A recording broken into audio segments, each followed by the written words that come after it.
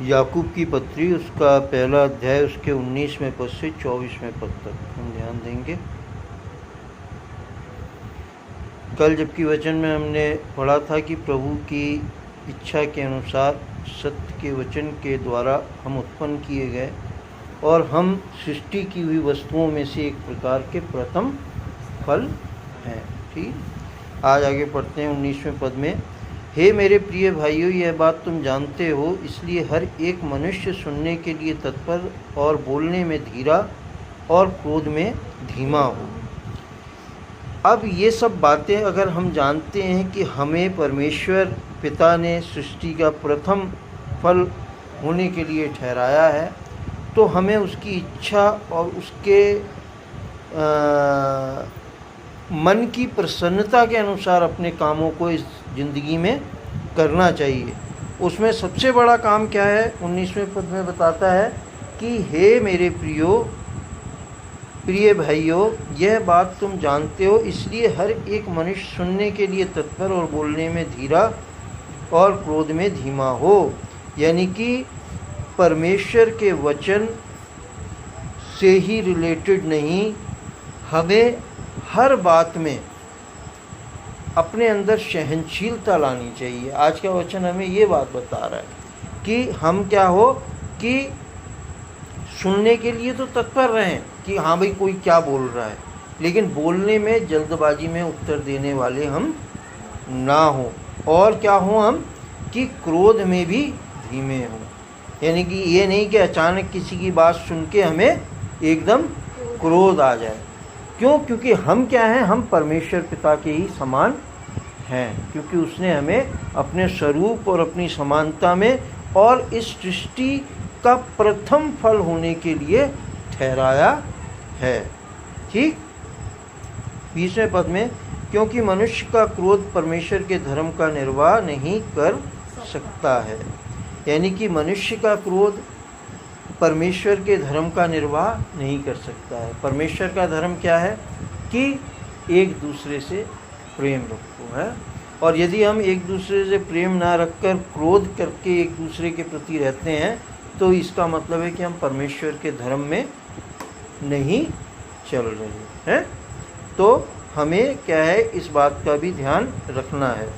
21वें पद में, इसलिए सारी मलिनता और बैर भाव की बढ़ती को दूर करके उस वचन को नम्रता से ग्रहण कर लो जो हृदय में बोया गया और जो तुम्हारे प्राणों का उद्धार कर सकता है। क्या वचन बोया गया? कि तू अपने पिता, अपने परमेश्वर से अपने सारे मन और अपनी सारी बुद्धि और अपनी सारी शक्ति से बढ़कर प्रेम कर। और इसी के समान क्या? कि तू अपने पड़ोसी से भी अपने समान प्रेम कर। ये हमारे हृदय में क्या है कि प्रभु ने ये दो आज्ञा सारी भविष्यवक्ताओं के वचनों का सार हैं। अगर कोई व्यक्ति इन दो आज्ञाओं को पूरा करता है कि पिता परमेश्वर से प्रेम करता है और अपने पड़ोसी से भी अपने समान प्रेम करता है, तो वो परमेश्वर की सारी इच्छाओं को पूरा कर देता है। क्योंकि परमेश्वर का वचन ये कहता है कि हमें अपनी सारी मलिनता को, यानी कि मलिनता हमारे अंदर क्या है कि क्रोध कर जाना, एक दूसरे से बैर कर लेना, एक दूसरे की बात का बुरा मान जाना, ये होना नेचुरल है, लेकिन इसको हमें अपने अंदर बना के नहीं रखना है। भाई कोई ऐसी बात कर देगा तो हो सकता है गुस्सा आएगा, कोई ऐसी बात कर देगा तो बुरा लग जाएगा, कोई ऐसी बात कर देगा तो हमारे अंदर क्या होगा कि बदला लेने की भावना भी जागृत होगी, है ना। लेकिन हमें क्या है कि इन सब चीज़ों को क्या कर देना चाहिए कि अपने आप से दूर कर देना चाहिए कि हो गया सो हो गया, ख़त्म कर दो जो हो गया। ठीक, उस वचन को नम्रता से ग्रहण कर लो जो हमारे हृदय में बोया गया है, जो हमारे प्राणों का उद्धार कर सकता है। और वो क्या है कि तू अपने पिता परमेश्वर से अपनी सारी बुद्धि, अपनी सारी शक्ति से प्रेम रख। और वैसी ही दूसरी आज्ञा कि तू अपने पड़ोसी से भी अपने समान प्रेम रख। 22वें पद में, परंतु वचन पर चलने वाले बनो और केवल सुनने वाले ही नहीं जो अपने आप को धोखा देते हैं। देख लिया प्रभु का वचन क्या हमें समझाना चाहता है कि हमें जब इन वचनों को हम खाली पढ़ते हैं और सुनते हैं तो केवल पढ़कर सुनने वाले ही नहीं रहना है, वरन इनको अपना लेना है अपने जीवन में। जैसा कि अभी कहा, सारी मलिनता और बैर भाव की भर्ती को दूर करके, है ना, हमें इन बातों को अपने जीवन से निकालना है और प्रभु के वचन पर चलने वाले बनना है। क्योंकि केवल अगर सुनने वाले ही हो तो क्या है कि आप अपने आप को धोखा दे रहे हो, किसी को धोखा नहीं दे रहे। अगर हम परमेश्वर के वचन को सुनते ही हैं केवल और उस पर चलते नहीं हैं तो हम किसी को धोखा नहीं दे रहे, वरन अपने आप को धोखा देते हैं। क्योंकि जो कोई वचन का सुनने वाला हो और उस पर चलने वाला ना हो तो वह उस मनुष्य के समान है जो अपना स्वाभाविक मुंह दर्पण में देखता है।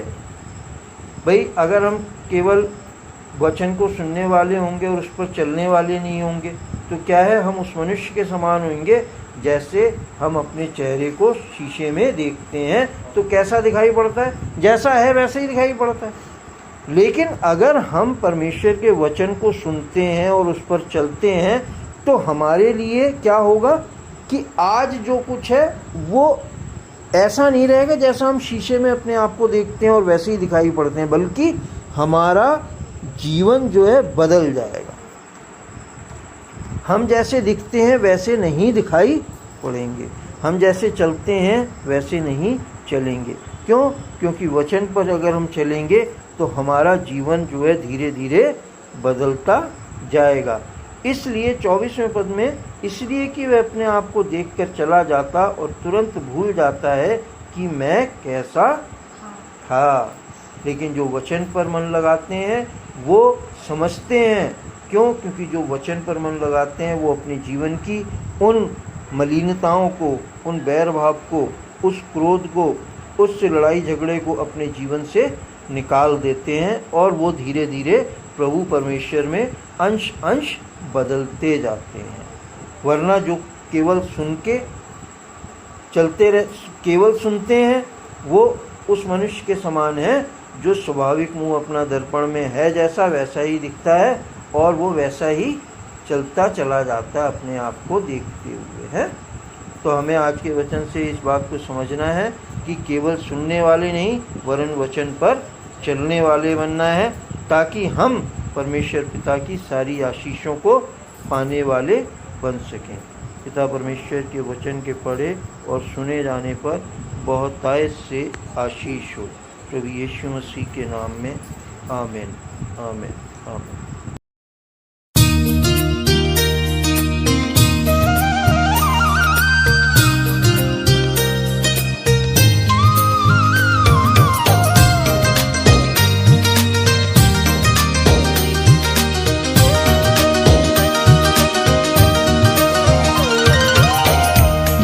तेरे नासरी जिंदगी कुछ नहीं, बिन तेरे नासरी जिंदगी कुछ नहीं।